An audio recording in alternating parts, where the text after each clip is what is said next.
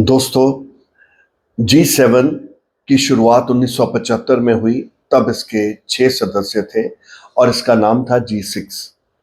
इसके 6 सदस्य थे UK, USA, France, Germany, Italy and Japan. 1976 में इसमें कनाडा भी शामिल हो गया और इसका नाम पड़ गया G7। बाद में 1997 में इसमें रशिया भी शामिल हो गया और इसका नाम पड़ गया G8। कुछ देर के बाद रशिया इसमें से निकल गया और ये फिर दोबारा G7। ये 7 देशों का एक संगठन है। ये वो 7 देश हैं जो सारी दुनिया की 30% जीडीपी संभाल के बैठे हुए हैं। ये अमीर देश हैं। ये ग्लोबल एंड इकोनॉमिक पॉलिसीज को लेके आपस में हर साल मिलते हैं और हर साल एक देश जो है इसकी कॉन्फ्रेंस करता है। भारत को पहली बार 2003 में बुलाया गया, तब हमारे प्रधानमंत्री वाजपेयी जी थे। उसके बाद मनमोहन सिंह जी ने 5 बार इस G7 की मीटिंग्स में भाग लिया और प्रधानमंत्री मोदी जी पिछले 4 साल से रेगुलरली इसमें शामिल हो रहे थे। भारत के अलावा ब्राजील, साउथ अफ्रीका, ऑस्ट्रेलिया जैसे देशों को जरूरत पड़ने पे इसमें शामिल होने के लिए न्योता दिया जाता है। इस बार भारत को पहले न्योता नहीं दिया गया, इसके कई कारण थे और बाद में भारत को बुलाया गया। जब मोदी जी को न्योता मिला तो भारतीय प्रेस ने खास तौर पर बड़ी आलोचना की कि मोदी जी को अब नहीं जाना चाहिए, पहले इनको इसमें शामिल नहीं किया गया। लेकिन मोदी जी इसमें शामिल हुए। लेकिन कनाडा जाने से पहले वो पहले साइप्रस गए। साइप्रस टर्की का पास बसा हुआ एक देश है जिसके ऊपर 1974 में टर्की ने हमला करके उसके 1/3 देश पर अपना कब्जा कर लिया हुआ है। भारत ने टर्की की 2023 में जब वहां पे आपदा आई थी सीरिया और टर्की में, तो दोस्त प्रोग्राम चला के उन दोनों देशों की बड़ी आर्थिक सहायता की थी। इसके बदले में जब 2025 मई में पाकिस्तान और हिंदुस्तान में युद्ध छिड़ा तो टर्की ने पाकिस्तान की मदद की और उसे बहुत सारे ड्रोन भेजे और उन्हीं ड्रोनों के साथ पाकिस्तान ने भारत पर आक्रमण किया। और टर्की को सबक सिखाने के लिए उस समय भारत के जितने भी व्यापारिक संस्थाएं थी उन्होंने टर्की से व्यापार बंद कर दिया। लेकिन भारत सरकार की तरफ से टर्की के खिलाफ कोई ऐसा कदम उठाया हो। लेकिन अब मोदी जी ने ये कदम उठाकर साइप्रस विजिट करके और खास तौर पर उस ग्रीन लाइन तक गए जो टर्की और साइप्रस को डिवाइड करता है और वहां पर जाकर दोनों में आपसी समझौते हुए जिसमें इस प्रकार से टर्की को एक चेतावनी दी गई कि भारत जो है आने वाले समय में तुम्हारे खिलाफ खड़ा हो रहा है। इसके बाद वो कनाडा आए। ट्रंप के जाने से पहले 9 देश के मुखियों की एक पिक्चर जो थी वो जारी हुई और उस पिक्चर में नीचे लिखा गया कि कहां है भारत के विश्व गुरु नदारद है, दिखाई नहीं दे रहे। कोई बात नहीं, विश्व गुरु ही है। मोदी जी अपनी जगह पे हैं, उन पे युद्ध विराम लगाने के लिए गए हैं। लेकिन ट्रंप जी ने बड़े स्पष्ट शब्दों में ये क्लियर किया कि उनकी ऐसी कोई मंशा नहीं है। ये वही ट्रंप है जब वो राष्ट्रपति बने थे तो सबसे पहले उन्होंने कहा था कि मैं इजराइल और हमास में चल रहे युद्ध, गाजा पट्टी वाले युद्ध को रोकने की कोशिश करूंगा, मैं रोक दूंगा और इसी प्रकार यूक्रेन और रशिया के युद्ध को विराम लगाऊंगा। मैंने भारत और पाकिस्तान के युद्ध में मध्यस्थता करके उनके दोनों को युद्ध को रोका है। वो ट्रंप इस बार कहता है कि मैं मध्यस्थता कराने नहीं जा रहा, मैं विराम कराने नहीं जा रहा। क्यों? क्योंकि इजराइल ने सबसे पहले ईरान पे हमला किया और उनके मुख्य 4 नेताओं को उड़ा दिया, मार दिया और उसके बाद उसने यातुल्ला खमेनी को भी मारने का प्लान बनाया था, लेकिन ट्रंप ने उसको रोक दिया। तो ईरान ने जवाब में इजराइल के ऊपर हमले किए। तेल अवीव उनकी जो कैपिटल है उसको बहुत नुकसान पहुंचाया और खास तौर पर मसूद जगह जो है उनकी, जहां से वो सारे अटैक करते हैं, उसको भी तबाह कर दिया। ये ईरान की बहुत बड़ी विजय थी जिसने सारे यूरोपियन नेशन को, ये जो बिग फैट फ्रेंड्स हैं, इनको हिला के रख दिया। ये वही इंग्लैंड, ये वही फ्रांस है जिनकी पार्लियामेंट में अक्सर वहां के नेता बोलते हैं कि जो नेतन्याहू है ये बड़ा बुच्चर है, ये जालिम है, इसने बहुत जुल्म किए हैं, लोगों को मारा है, हमास में, गाजा में ये युद्ध विराम लगा नहीं रहा। आज ये वही देश हैं जो इकट्ठे होके इजराइल की सपोर्ट में खड़े हैं। लड़ाई तो सिर्फ तेल की है, लड़ाई तो है इंपॉर्टेंट मिनरल्स को अपने हाथ में लेने की और ऐसी सरकार बनाने की जो यूरोपियन कंट्रीज के मुताबिक हुकूमत करे। जो इनके खिलाफ जाता है ये उसका तख्ता पलट देते हैं। इसके साथ ही मैं आपसे बताता चलूं कि ट्रंप जो है दोपहर तक उस जगह कनाडा में रहे और उसके बाद एकदम वो छोड़कर कनाडा को अपने यूएस वापस चले गए। यूएसए वापस क्यों गए?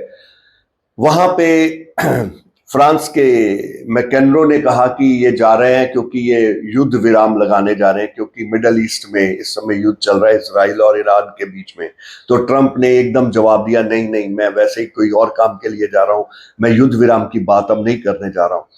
मैं दोस्तों आपको बताता चलूं कि ये वही अमेरिका है जो युद्ध विराम की, विश्व में युद्ध विराम को लागू करने की ट्रंप की बहुत देर से मंशा है। और इजराइल गाजा युद्ध विराम लगाने में इसने बड़ी कोशिश की, यूक्रेन रशिया के युद्ध को विराम लगाने की कोशिश की और क्लेम किया कि मैंने भारत पाकिस्तान में युद्ध विराम करवाया है। और जब यहां पे बात आई तो ये एकदम बदल गए। क्यों? क्योंकि इजराइल ने ईरान पे हमला किया है।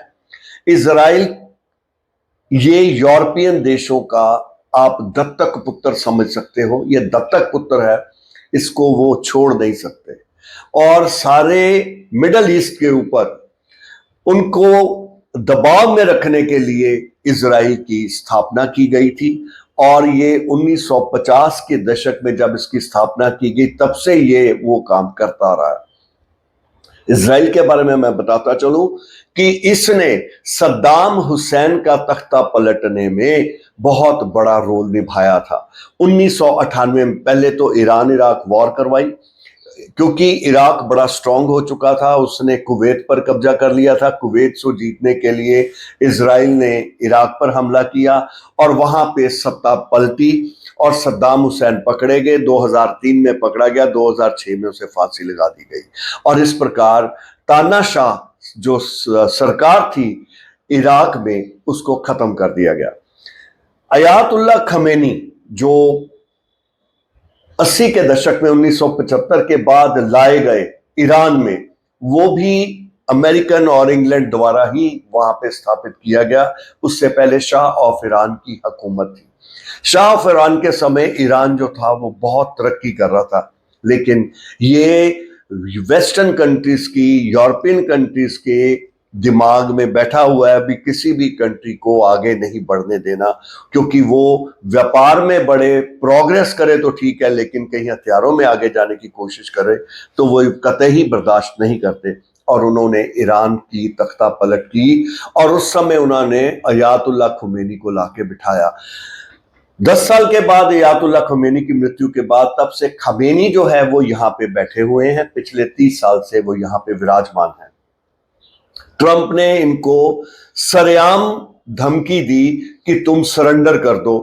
क्यों? क्योंकि नेतन्याहू जो है वो उसकी प्लानिंग थी कि मैं अयातुल्ला खमेनी को मार दूंगा, लेकिन ट्रंप ने उन्हें ऐसा करने से रोक दिया। कहां तक ये सच है झूठ है हम नहीं जानते, लेकिन ये बातें खबरों में उभर के आई कि नेतन्याहू जो है वो खमेनी को खत्म करना चाहता था, लेकिन ट्रंप ने रोक दिया। और अब सिचुएशन ये हो गई है कि खमेनी जो है वो अपने हाइड आउट से इजराइल के ऊपर हमला कर रहा है। और क्योंकि इजराइल के ऊपर हमला हो रहा है और इजराइल के तेल अवीव पर हमला कर दिया है और उसने मसाद जो उनकी सभा से वो सारे अटैक करते हैं उस सेंटर को तबाह कर दिया है, मिसाइल्स का इस्तेमाल किया है। लगता था इजराइल को, लगता था ईरान को तो मैं 2-3 दिन में जीत लूंगा, वार ही उलट होगी।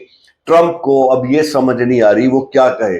अभी भी जब उससे पूछा गया कि आप क्या करेंगे, इजराइल की मदद करेंगे, तो ट्रंप ने कहा मैं अभी देख रहा हूं, मैं अभी सोच रहा हूं। क्योंकि उसे सोचना ही होगा, क्योंकि रशिया ने ओपनली कह दिया कि वो मध्यस्थता कराने में वो दोनों देशों में, इजराइल और ईरान में मध्यस्थता करवाने के लिए राजी है। अगर दोनों देश चाहें तो वो मध्यस्थता करा सकता है, लेकिन उसने ट्रंप को भी वार्न किया है कि वो ये मत सोचे कि ईरान जो है वो अकेला है, वो उसकी मदद करने के लिए तैयार है। आगे देखिए राजनीति कैसे पलटा खाती है। ये ट्रंप आसिफ, वो जो पाकिस्तान के नए इन्होंने चीफ मार्शल बनाए हैं, उनको बुला के लंच पे बुलाता है अमेरिका में, और व्हाइट हाउस में उसको लंच के लिए बुलाता है, और इधर हमारे प्रधानमंत्री जो कनाडा में थे उनके साथ टेलीफोन में 35 मिनट बातचीत करते हैं। और बात क्या करते हैं कि तुम हमारे पास आओ। ट्रंप ने उसको इनवाइट किया कि तुम व्हाइट हाउस आओ और मेरे साथ लंच करो। शायद वो पाकिस्तान की तख्ता पलट तो शायद वो नहीं करेंगे, लेकिन ये खबर आई थी कि पाकिस्तान न्यूक्लियर की मदद ईरान को कर सकता है।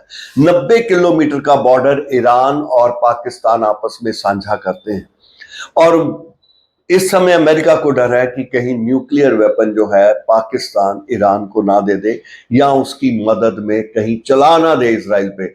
इसलिए वो पाकिस्तान को अपने पास, अपने हाथों में रखना चाहते हैं।